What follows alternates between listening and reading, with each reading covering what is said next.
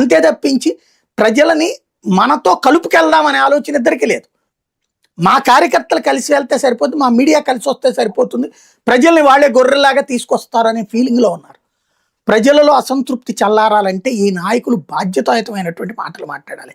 ఏమయ్యా మనకి రాష్ట్రాన్ని నాశనం చేసి ఇచ్చారు కాంగ్రెస్ వాళ్ళు, సరే పార్టీ పేరు చెప్పక నాశనం చేసి విడదీశారు కాబట్టి ఇదిగో మనం మొదట ఈ 4 అడుగులు వేస్తాం, తర్వాత ఈ 4 అడుగులు వేస్తాం, ఇట్లా అనేది మనల్ని సైకలాజికల్గా సిద్ధం చేయాలి.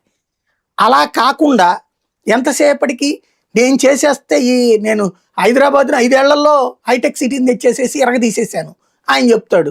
హైటెక్ సిటీ ఏంది, అంతకుముందు హైదరాబాద్ ఏమన్నా అడుక్కుదంటుందా, లేకపోతే ఆ తర్వాత ఏమన్నా ఈయన వచ్చేసిన తర్వాత ఏమన్నా అడుక్కుదంటుందా? దాని తాత లెక్క బతుకుతున్నది. కాబట్టి ఒక నగరపు అభివృద్ధిలో నీదొక పాత్ర. ఒక ముఠామేస్త్రివి నువ్వు, ముఠామేస్త్రి నేనే బిల్డింగ్ అని నాదే బిల్డింగ్ అని చెప్పుకున్నట్టు ఉంటుంది. ఇప్పుడు అట్లాగే ఆయన చెప్పుకున్నాడు, ఆయన కాదని చెప్పి ఈయన చెప్పుకోవాలనుకుంటున్నాడు. ఈయన లేదు, ఆయన అంతా ఫెయిల్యూర్ అని చెప్పాలని ఈయన అనుకుంటున్నాడు.